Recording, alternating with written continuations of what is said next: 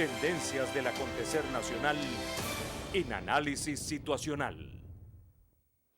Es posible realizar profundos ajustes macroeconómicos en términos de políticas cambiarias, fiscales y monetarias y a la vez mantener y desarrollar el actual modelo de inclusión social y política a favor de las mayorías.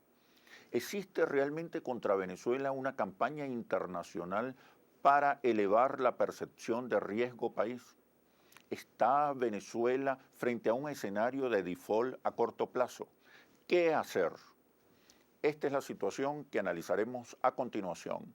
Soy Oscar Chemmel y les doy la bienvenida a este nuevo análisis situacional. Hoy nos acompaña Francisco Rodríguez, economista jefe para la región andina del Bank of America Merrill Lynch. Es doctor en economía, egresado de la Universidad de Harvard y profesor universitario en los Estados Unidos. Fue jefe de la Oficina de Asesoría Económica y Financiera de la Asamblea Nacional entre el 2000 y el 2004. Bienvenido, Francisco, a Muchísimas gracias, un placer análisis estar aquí, como situacional. Entre un ajuste macroeconómico profundo en términos de políticas fiscales, monetarias, cambiarias, y la continuidad de la política económica del gobierno bolivariano, ¿qué balance podemos hacer? ¿Qué balance de costos y beneficios podemos hacer? No, fíjate que es interesante. El gobierno del año pasado planteó un esquema de políticas que de hecho era un esquema de ajuste, era un esquema de estabilización macroeconómica. Se planteó una unificación cambiaria, se planteó una revisión de los precios de la gasolina, se planteó una corrección de precios relativos. Pero sin embargo, eso no se hizo. Y no se hizo por razones que yo creo que están bastante claras ahora. No se hizo no porque el gobierno no estuviese convencido de que había que hacerlo, sino por impedimentos políticos.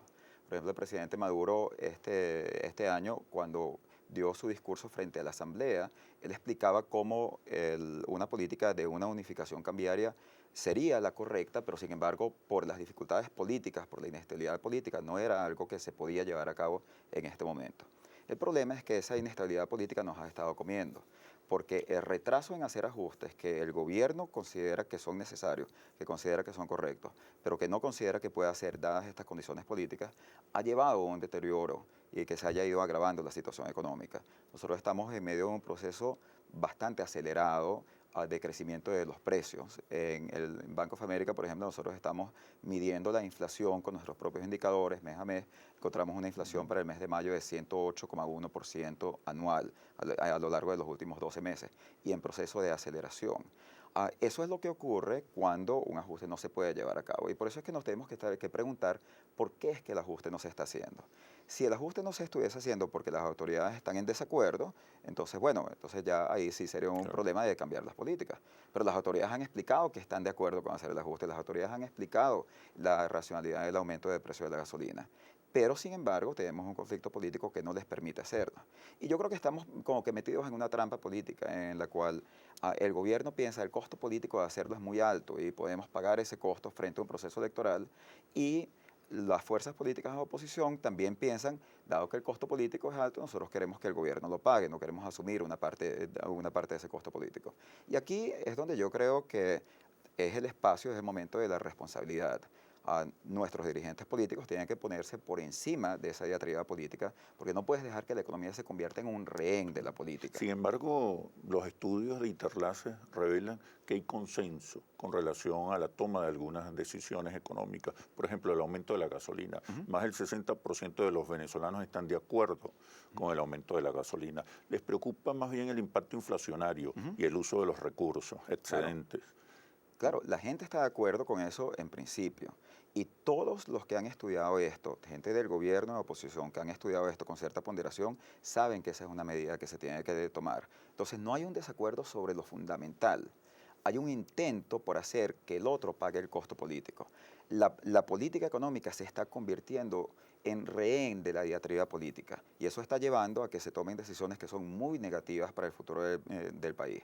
Y ahí es donde hay que hacerle un llamado a aquellos que están de lado y lado de esa diatriba política para que se pongan de acuerdo. Yo creo que aquí tiene que haber un planteamiento de un gran acuerdo nacional para atender el tema económico como un tema económico de emergencia. José Vicente Rangel lo planteó hace unos días. Eso es correcto. Yo creo que ese es el planteamiento correcto. Y eso quiere decir que el gobierno debe hacer un llamado a las fuerzas de oposición, a las fuerzas racionales de la oposición, para hacer un planteamiento de política económica, hacer los correctivos que se han estado planteando en la política económica para evitar que esta situación se siga agravando, y la oposición tiene que decir: nosotros vamos a apoyar estas medidas de política económica. ¿Podrían tener estas medidas un impacto social de tal magnitud que amenace el modelo de inclusión, que amenace la paz social? Yo creo que si esto se hace bien, de una forma ordenada, coordinada, en la cual tú estás haciendo la unificación cambiaria, estás ajustando los desequilibrios de precios relativos, y eso quiere decir llevando la gasolina, llevando la electricidad a precios que sean más cónsonos con los que deberían ser, dejando de regalar los dólares, dejando de regalar la energía.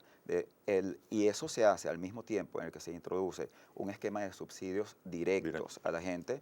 Yo no creo que esto debería tener un costo social. De hecho, yo creo que podría ser incluso muy beneficioso desde el punto de vista social, porque aquí está ocurriendo algo muy curioso, que es que tú tienes una política de lo que los economistas llamamos subsidios indirectos, y la idea del subsidio indirecto es que el gobierno está diciéndole a ciertos agentes, que son en este caso el sector privado: nosotros les vamos a dar dólares baratos a ustedes para que ustedes les den bienes baratos a la población. Ahí es donde yo entiendo la frustración del presidente cuando él dice: bueno, pero yo le doy dólares baratos al sector privado y no veo que eso se convierte en bienes para la población. Ese es justamente el esquema que tú tienes que transformar en un esquema en el cual, en vez de dirigir ese subsidio indirectamente a través del sector privado, tú lo diriges directamente a la gente. Eso se puede hacer a través de una tarjeta, y eso lo hemos conversado en el pasado, donde la gente pueda decir: bueno, sí, subieron el precio de la gasolina, pero eso quiere decir que me depositaron más en mi tarjeta y entonces yo ahora puedo gastar más en los bienes que yo verdaderamente necesito. Ese sería un esquema de subsidios directos. Y fíjate tú que es curioso, porque en el 2002, esta es una pregunta que se hace al presidente Chávez. Y el presidente Chávez decide ir a la flotación cambiaria, que yo creo que es un esquema que nosotros deberíamos estudiar nuevamente, justamente como una forma de generar los ingresos fiscales para poder financiar de una forma no inflacionaria el gasto en las misiones. Ese gran auge y ese gran impulso de gasto público que se da en el programa de las misiones en el 2003, en el 2004, tuvo mucho que ver con la flotación cambiaria que permite hacer el ajuste del 2002 y que el gobierno tenga los recursos para hacerlo. O sea, cambiar un esquema de subsidios indirectos que no le están llegando a la gente en un esquema de subsidios directos donde la gente sí recibe el beneficio directamente. Yo creo que eso sería, yo no creo que sería costoso políticamente, yo creo que más bien sería muy beneficioso políticamente para los líderes políticos que tengan la visión y la comprensión de entender que esto es lo que hay que hacer y que se puede hacer. Y la gente está demandando hoy son respuestas. Y hay consenso con relación a algunas medidas. Pero vamos a continuar hablando de la situación económica del país cuando regresemos a los comerciales. Ya venimos. ¿Qué sucede en el país? Tendencias del acontecer nacional en Análisis Situacional.